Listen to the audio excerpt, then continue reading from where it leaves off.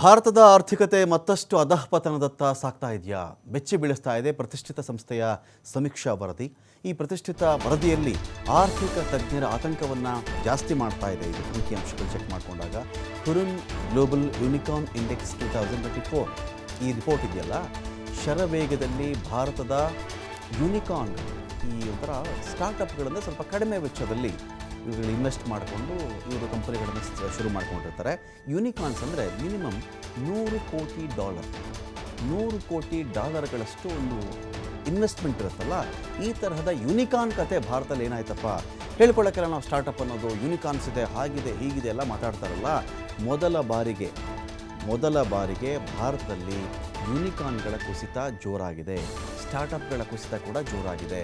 4 ವರ್ಷಗಳಲ್ಲೇ ಅತಿ ಹೆಚ್ಚು ಕುಸಿತ ಕಂಡಂತಹ ಯೂನಿಕಾರ್ನ್ಗಳು ನಮ್ಮಲ್ಲಿವೆ. ಜಾಗತಿಕವಾಗಿ ಕನಿಷ್ಠ 42 ಯೂನಿಕಾರ್ನ್ಗಳು ಕುಸಿತಿವೆ. ಇಡೀ ಪ್ರಪಂಚದಲ್ಲಿ 42 ಯೂನಿಕಾರ್ನ್ಗಳು ಕುಸಿತಿವೆ. ಈಗ ಅಮೆರಿಕ ಕುಸಿದ್ರೆ ತಡ್ಕೊಳ್ಳುತ್ತೆ, ಅದು ಚೀನಾ ಕುಸಿದ್ರು ತಡ್ಕೊಳ್ಳುತ್ತೆ. ಭಾರತ ಕುಸಿದಾಗ ಏನಪ್ಪ ಇದು, ಏನೋ ಇನ್ವೆಸ್ಟ್ಮೆಂಟ್ ಮಾಡಿ ಏನೋ ಸಾಹಸ ಮಾಡೋಣ ಅಂತ ಹೋದಾಗ ನಮಗೆ ಅದಕ್ಕೊಂದು ಅವಕಾಶವೇ ಸಿಗ್ತಾ ಇಲ್ವಲ್ಲ.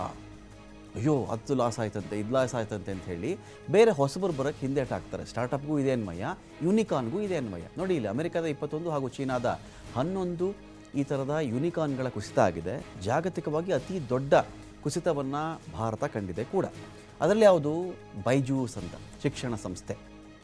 ಶಿಕ್ಷಣ ಕೊಡ್ತೀವಿ, ಆನ್ಲೈನ್ ಶಿಕ್ಷಣ ಕೊಡ್ತೀವಿ ನಾವು, ಇದೆಲ್ಲ ಇತ್ತಲ್ಲ. ಬೈಜೂಸ್ ಬಗ್ಗೆ ಬಹಳ ಹೋಪಿತ್ತು. 2011ರಲ್ಲಿ ಸ್ಥಾಪನೆ ಆಗಿತ್ತು ಈ ಬೈಜೂಸ್ ಸಂಸ್ಥೆ. $22 ಬಿಲಿಯನ್ ಮೌಲ್ಯವನ್ನು ಹೊಂದಿತ್ತು 2022ರಲ್ಲಿ. ಬೈಜೂಸ್ ಸಂಸ್ಥೆಯ ಸ್ಟಾರ್ಟಪ್ನ ಮೌಲ್ಯ $250 ಮಿಲಿಯನ್ ಏರಿಕೆ ಆಯಿತು. 4 ವರ್ಷಗಳಲ್ಲಿ ಇದೇ ದಾಖಲೆಯ ಸ್ಟಾರ್ಟಪ್ಪು ಕುಸಿತ ಕಂಡಿದೆ.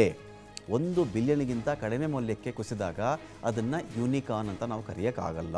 ಒಂದು ನೂರು ಅಂದರೆ 1 ಬಿಲಿಯನ್ ಇದೆಯಲ್ಲ, $1 ಬಿಲಿಯನ್ ಕಡಿಮೆ ಕುಸಿಬಾರದಿದು. ಜಾಗತಿಕವಾಗಿ ಭಾರತದ 3ನೇ ಅತಿ ದೊಡ್ಡ ಯೂನಿಕಾರ್ನ್ ಹಬ್ ಆಗಿತ್ತು ಭಾರತ. ಅಮೆರಿಕ, ಚೀನಾ ನಂತರದಲ್ಲಿ 3ನೇ ಸ್ಥಾನದಲ್ಲಿ ಭಾರತ ಇತ್ತು, ಏರಿಕೆ ಕಂಡಿತ್ತು. ಈಗ ಅಮೆರಿಕಾದಲ್ಲಿ ಎಷ್ಟಪ್ಪ ಇದೆ ಯೂನಿಕಾರ್ನ್ಸ್ ಅಂದರೆ 703 ಇದೆ. ಚೀನಾದಲ್ಲಿ ಎಷ್ಟಿದೆ ಅಂದರೆ 340 ಇದೆ. ಇದರೊಂದಿಗೆ ಚೀನಾ 2ನೇ ಸ್ಥಾನದಲ್ಲಿ, ಭಾರತ ಲೆಕ್ಕ ಹಾಕೊಂಡ್ರೆ 67. ನೋಡಿ, ಅಮೆರಿಕ 703 ಯೂನಿಕಾರ್ನ್, ಚೀನಾ 340, ಭಾರತ ಎಷ್ಟು ಅಂತ ನೋಡಿದ್ರೆ ಯೂನಿಕಾರ್ನ್ ಲಿಸ್ಟಲ್ಲಿ 3ನೇ ಸ್ಥಾನದಲ್ಲಿದೆ. ಒಂದು 67 ಯೂನಿಕಾರ್ನ್ ಇಟ್ಕೊಂಡು 3ನೇ ಸ್ಥಾನದಲ್ಲಿ ಭಾರತ ಇದೆ. 2022-23ರಲ್ಲಿ 68 ಯೂನಿಕಾರ್ನ್ಗಳ ಮೌಲ್ಯವನ್ನು ಭಾರತ ಹೊಂದಿತ್ತು. ಈಗ ಒಂದು ಬಿದ್ದು ಹೋಯಿತು, ಅದು ಕೂಡ ಈಗ ಸೇರಿಕೊಳ್ಳುತ್ತೆ ಪಟ್ಟಿಗೆ. 2021ರಲ್ಲಿ 54 ಇತ್ತು. 2020-19ರಲ್ಲಿ 21 ಯೂನಿಕಾರ್ನ್ಗಳನ್ನು ಭಾರತ ಹೊಂದಿತ್ತು. ಈ ರೀತಿ ಈ ಯೂನಿಕಾರ್ನ್ಗಳ ಸಂಖ್ಯೆಯಲ್ಲಿ ಭಾರತ ಕುಸಿತಾ ಇರೋದು ಕೂಡ ಒಂದು ಆರ್ಥಿಕತೆಗೆ ನಾವು ಹಿಡಿಯುವಂಥ ಒಂದು ಕನ್ನಡಿ ಅಂತ ಕೂಡ ಹೇಳಬಹುದಾಗುತ್ತೆ.